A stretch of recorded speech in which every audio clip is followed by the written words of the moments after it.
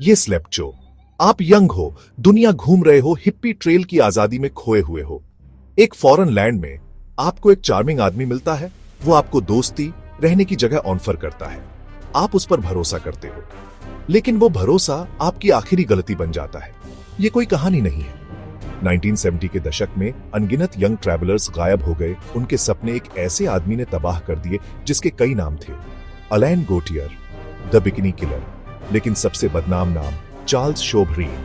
वो एक master manipulator था। साउथ ईस्ट एशिया में एक भूत की तरह घूमता था, मासूमों को अपना शिकार बनाता था। शोभराज सिर्फ मारता नहीं था, उसने आइडेंटिटी, पैसे और फ्यूचर भी चुराए, कॉन्टिनेंट्स में दिल तोड़े। कौन इतना चार्मिंग, इतना डेंजरस हो सकता है? शोभराज ने इंटेलिजेंस और करिश्मा को हथियारों के तौर पर यूज किया, लोगों की इच्छाओं और डर को पढ़ता था। उसने एडवेंचर की उनकी चाहत को अपने फायदे के लिए इस्तेमाल किया। उसकी कहानी एक फिरावनी याद दिलाती है, बुराई एक दोस्ताना मुस्कान के पीछे छिप सकती है। द सरपेंट, वो उसे कहते थे, फिसलन भरा, चालाक, जानलेवा। सावधान रहे, सतर्क रहे। मॉन्स्टर को समझने के लिए हमें उस लड़के को देखना होगा। चार्ल्स शोभराज का जन्म 1944 में साइगॉन में हुआ था, एक इंडियन फादर और वियतनामी मदर के घर। उसके फादर ने उसे जल्दी छोड़ दिया था। स्टेटलेस, दुनियाओं के बीच फंसा हुआ, चार्ल्स एक आउटसाइडर की तरह बड़ा हुआ। उसकी मदर ने एक फ्रेंच ऑफिसर से दोबारा शादी की, लेकिन चार्ल्स को कभी एक्सेप्टेड फील नहीं हुआ। नेग्लेक्ट और रिजेक्शन ने उसके गुस्से और अटेंशन की जरूरत को हवा दी। एक टीन के तौर पर उसने छोटे मोटे क्राइम करना शुरू कर दिया, शॉपलिफ्टिंग, चोरी, कार चोरी। जेल उसकी स्कूल बन गई। उसने मैनिपुलेट करना, चार्म करना और एक्सप्लॉइट करना सीखा। उसने फेलिक्स डिएस्कॉग्ने से दोस्ती की, पेरिसियन हाई स्लेप साइटी में एंट्री की और एक डबल लाइफ जी, दिन में जेंटलमैन, रात में क्रिमिनल। उसने शैंटल कॉम्पैग्नन से शादी की, एडवेंचर का वादा किया, लेकिन सिर्फ झूठ और क्राइम दिए। साथ में उन्होंने यूरोप भर में स्कैम और चोरी की, हमेशा जस्टिस से बचते रहे। एक बेटी को साथ लेकर वे एशिया चले गए। वापस मुड़ने का कोई रास्ता नहीं था। छोटा मोटा क्रुक एक इंटरनेशनल खतरा बनने वाला था। पैटर्न सेट हो गया था। 1970 का हिप्पी ट्रेल कई लोगों के लिए डिस्कवरी का रास्ता था, लेकिन शोभराज के लिए एक hunting ground. Marie Andree Leclerc के साथ उसने बैंकॉक में एक जेम डीलर के रूप में पोज किया, ट्रैवलर्स को कानेथ हाउस में लुभाया। उसने वल्नरेबल टूरिस्ट्स को टारगेट किया, मदद ऑफर की, फिर उन्हें ड्रग दिया और कंट्रोल किया।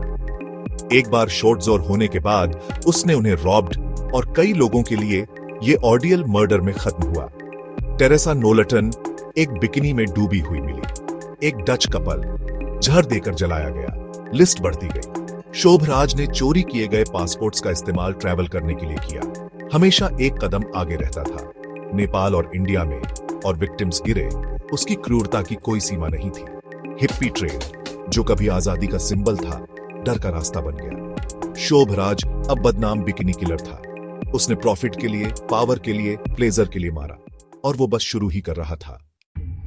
जैसे जैसे बॉडीज जमा होती गईं, एक पैटर्न सामने आया, लेकिन एशिया भर की पुलिस डॉट्स को कनेक्ट नहीं कर पा रही थी।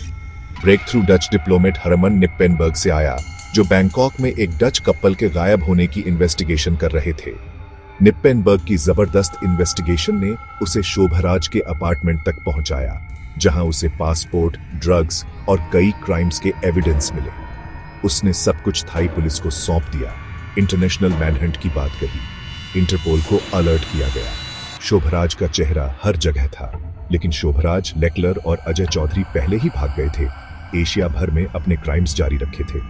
1976 में नई दिल्ली में उन्होंने एक घातक गलती की, एक होटल की लॉबी में फ्रेंच स्टूडेंट्स को ड्रग देना। ड्रग्स ने बहुत जल्दी काम किया। स्टूडेंट्स पब्लिक में गिर गए। पुलिस को बुलाया गया। शोभराज और उसके क्रू को अरेस्ट कर लिया गया। लग रहा था कि सरपेंट का राज आखिरकार खत्म हो गया है, लेकिन शोभराज के लिए जेल बस एक और स्टेज थी। उसने अपनी अगली चाल की प्लानिंग शुरू कर दी। पीछा करना अभी खत्म नहीं हुआ था। तिहाड़ जेल में शोभराज को थाईलैंड में एक्स्ट्राडिशन का सामना करना पड़ा, और शायद मौत की सजा भी। उसने इंडियन लीगल सिस्टम को मैनिपुलेट किया, वकीलों को फायर किया, भूख हड़ताल की और गार्ड्स को रिश्वत दी। वो जेल के पीछे लग्जरी में रहता था, एक सेलिब्रिटी कैप्टिविटी बन गया था। जैसे जैसे उसकी सजा खत्म होने वाली थी, उसे एक्सट्राडिशन से बचने के लिए इंडिया में रहना था।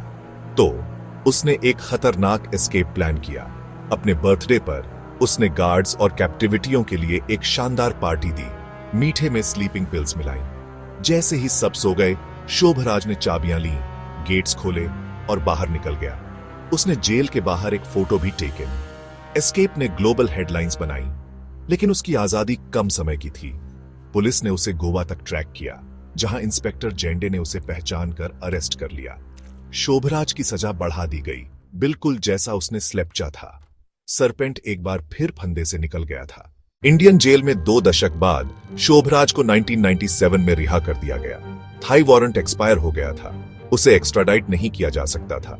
वो फ्रांस लौट आया, एक छोटे मोटे सेलिब्रिटी की तरह रहा, अपनी कहानी बेची और बदनामी का मजा लिया। लेकिन 2003 में उसने एक बैफलिंग मूव किया। नेपाल लौट आया, जहां वो अभी भी मर्डर के लिए वांटेड था। एक जर्नलिस्ट ने उसे काठमांडू के एक कैसीनो में देखा और पुलिस को अलर्ट किया। निप्पेनबर्ग ने दशकों पहले जो एविडेंस इकट्ठा किए थे, उन्होंने शोभराज की किस्मत तय कर दी। उसे अरेस्ट किया गया, ट्राई किया गया और नेपली जेल में उम्र कैद की सजा सुनाई गई। सरपेंट आखिरकार पिंजरे में बंद हो गया, लेकिन सवाल बने रहे, क्यों वापस आया? ईगो, एरोगेंस या स्पॉटलाइट की चाहत? शोभराज की कहानी सिर्फ क्राइम के बारे में नहीं थी, बल्कि अंदर की अंधेरे के बारे में थी। कैद में भी वो मैनिपुलेशन और खतरे का सिंबल बना रहा। उसकी लेजेंड ने दुनिया को परेशान किया। जस्टिस आखिरकार पकड़ में आ गई थी। शोभराज की कहानी जेल में खत्म होती है, लेकिन सवाल बने रहते हैं। कोई इतना एम्पैथी से रहित कैसे हो सकता है? क्या वो साइकोपैथ पैदा हुआ था या रिजेक्शन और नेग्लेक्ट से बना था? उसके विक्टिम्स भोले नहीं थे, वे यंग, आइडियलिस्टिक और भरोसेमंद थे। शोभराज ने कनेक्शन की उनकी तलाश का फायदा उठाया, सपनों को बुरे सपनों में बदल दिया। उसका केस एक डार्क कॉशनरी टेल है। बुराई अक्सर चार्म के पीछे छिपती है। शोभराज के साथ मीडिया के आकर्षण ने उसे एक एंटी हीरो में बदल दिया। क्या इस बदनामी ने उसके ईगो को हवा दी? हमें विक्टिम्स को याद रखना चाहिए, किलर का ग्लोरीफाइमंडन नहीं करना चाहिए। असली सबक सतर्कता और दृढ़ता है, जैसे निप्पेनबर्ग की, जिसकी दृढ़ता ने शोभराज को जस्टिस तक पहुंचाया। बुराई के सामने भी अच्छे लोग चेंज ला सकते हैं। हमें अवेयर, सावधान रहना चाहिए और क्राइम की मानवीय कीमत को कभी नहीं भूलना चाहिए। सरपेंट की कहानी एक आईना है, हमें अपने अंदर और आसपास के अंधेरे का सामना करने के लिए मजबूर करती है। सावधान रहे, सतर्क रहे।